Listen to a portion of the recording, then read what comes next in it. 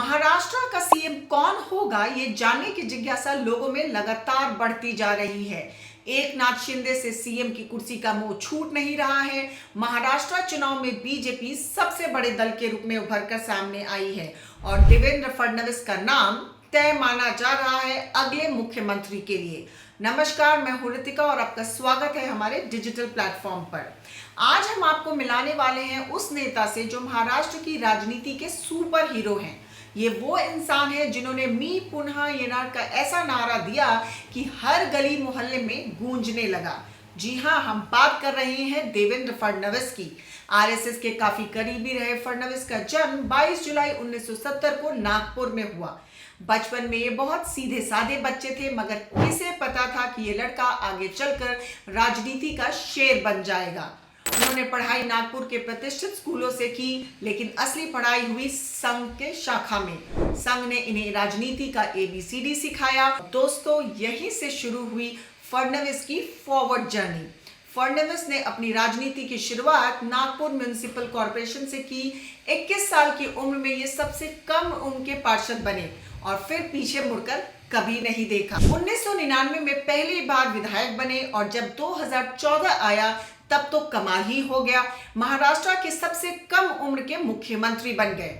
अब बात करते हैं 2019 की। विधानसभा चुनाव से पहले फडणवीस ने एक नारा दिया, मी पुनः येणार, यानी कि मैं फिर आऊंगा। पूरा महाराष्ट्र इस नारे से गूंज उठा, लेकिन ट्विस्ट आया। फडणवीस मुख्यमंत्री नहीं बन पाए और शिवसेना, कांग्रेस और एनसीपी ने मिलकर सरकार बना ली।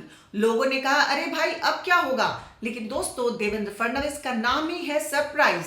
2022 में उन्होंने ऐसा गेम पलटा कि खुद डिप्टी सीएम बन गए। अचानक एकनाथ शिंदे ने उद्धव ठाकरे को झटका दिया और शिवसेना टूट गई और तभी देवेंद्र फडणवीस ने अपनी चाल चली। एकनाथ शिंदे को सीएम बनाया और खुद डिप्टी सीएम बन गए। लेकिन दोस्तों, ये तो सिर्फ एक ट्रेलर था। असली मास्टर स्ट्रोक तो 2024 के लिए था। अब सवाल ये है कि 2024 में फडणवीस फिर सीएम कैसे बन सकते हैं? राजनीति में सब कुछ मुमकिन है। दोस्तों, महाराष्ट्र में शिंदे की लोकप्रियता धीरे धीरे कम हो रही है और बीजेपी को पता है कि फडणवीस का चेहरा ही उनकी सबसे बड़ी ताकत है। महाराष्ट्र विधानसभा चुनाव 2024 में बीजेपी की महायुति ने 230 सीटों के साथ धमाकेदार जीत दर्ज की, जबकि शिवसेना और एनसीपी ने 57 और 41 सीटें जीती। ये नतीजे बीजेपी की अगुवाई में सरकार बनाने की मजबूत स्थिति दिखा रहे थे। शिवसेना नेता और केयरटेकर मुख्यमंत्री एकनाथ शिंदे ने संकेत दिया कि वो फडणवीस को आगे बढ़ाने के लिए तैयार हैं। सूत्रों के अनुसार बीजेपी और महायुति के नेताओं ने शिंदे के साथ बैठक में यह सहमति बनाई कि वो अब उप मुख्यमंत्री की भूमिका निभाएंगे। इधर शिंदे जब से दिल्ली में केंद्रीय गृह मंत्री अमित शाह से मिलकर लौटे हैं, वो बीमार हो गए हैं। हालांकि रिपोर्ट्स के अनुसार उनको बुखार और थ्रोट इन्फेक्शन हुआ है, पर कुर्सी हाथ से जाने का सदमा उनसे बर्दाश्त नहीं हो रहा है। पहले ही साफ कर दिया गया है कि मुंबई के आजाद मैदान में शपथ ग्रहण समारोह 5 दिसंबर को होगा। इस समारोह के दौरान प्रधानमंत्री नरेंद्र मोदी भी मौजूद रहेंगे। इस दौरान सीएम के साथ साथ 2 डिप्टी सीएम भी शपथ लेंगे। इस दौरान अन्य मंत्री शपथ लेंगे या नहीं, या फिर कौन कौन मंत्री शपथ लेंगे, इसका फैसला 5 दिसंबर को ही होने वाली महायुति के बड़े नेताओं की बैठक में आखिरी निर्णय होगा। इधर बीजेपी ने राज्य में विधायक दल की बैठक के लिए सेंट्रल ऑब्जर्वर्स नियुक्त किए हैं। पार्टी अध्यक्ष जेपी नड्डा ने केंद्रीय वित्त मंत्री निर्मला सीतारमण और गुजरात के पूर्व मुख्यमंत्री विजय रूपाणी को इस जिम्मेदारी के लिए चुना है। ये दोनों नेता मुंबई पहुंचेंगे और विधायक दल की बैठक में हिस्सा लेकर नए मुख्यमंत्री के नाम पर सहमति बनाएंगे। फडणवीस सीएम रेस में सबसे आगे हैं और उनकी ब्राह्मण समुदाय में लोकप्रियता उनके लिए बड़ा राजनीतिक हथियार है। इसके साथ ही उनकी सभी वर्गों के नेता की छवि ने उन्हें महाराष्ट्र में हर जातीय समीकरण में फिट बैठाया है। वो सिर्फ ब्राह्मण समुदाय के नेता नहीं, बल्कि एक ऐसा चेहरा है जो हर वर्ग को जोड़ते हैं। चलिए आपको जरा महाराष्ट्र की जातीय समीकरण की भी जानकारी दे दे।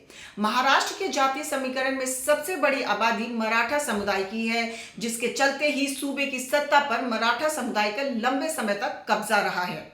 सूबे में करीब 28% मराठा आबादी है, तो दलित 12% और मुस्लिम 12% हैं। महाराष्ट्र में 8% आदिवासी और ओबीसी की आबादी 38% के बीच है और अलग अलग जातियों में बटी हुई है। ब्राह्मण और अन्य समुदाय की आबादी 8% है। ओबीसी में मुस्लिम ओबीसी जातियां भी शामिल हैं। इसके अलावा ओबीसी में तमाम जातियां हैं, जिसमें तेली, माली, लोहार, कुन्नी, धनगर, घुमुतु, कुणबी और बंजारा जैसी 356 जातियां शामिल हैं।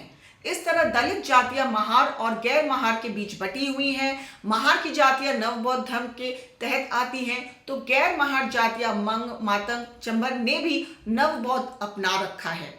अगर बात करें महाराष्ट्र की ब्राह्मण राजनीति की, तो दोस्तों महाराष्ट्र में ब्राह्मण वोटर्स की संख्या बहुत ज्यादा नहीं है, लेकिन उनका राजनीतिक प्रभाव बड़ा है। बीजेपी ने फडणवीस को आगे रखकर ब्राह्मण समुदाय को एकजुट किया। ब्राह्मण समुदाय जो पहले कांग्रेस का समर्थन करता था, अब बीजेपी की तरफ खिंच गया है और यही फडणवीस की सबसे बड़ी ताकत है। वो एक ब्राह्मण नेता है, लेकिन हर वर्ग के लिए काम करने की छवि रखते हैं। फडणवीस की कुछ खास बातें जानते हैं आप? ये गुस्से में भी शांति से बात करते हैं, इनके पास फैक्ट्स और फिगर्स का खजाना है और सबसे बड़ी बात, ये हमेशा ग्राउंड पर एक्टिव रहते हैं। उनका digital India mission, infrastructure development और किसानों के लिए योजनाएं काफी पॉपुलर हैं। अब एक मजेदार किस्सा सुनिए।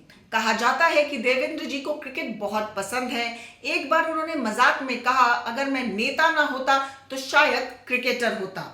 सोचिए, अगर फडणवीस क्रीज पर होते तो हर बॉल पर छक्का मारते, जैसे राजनीति में मारते हैं। अगर आपको यह वीडियो पसंद आई हो तो लाइक, शेयर और सब्सक्राइब करना ना भूलें।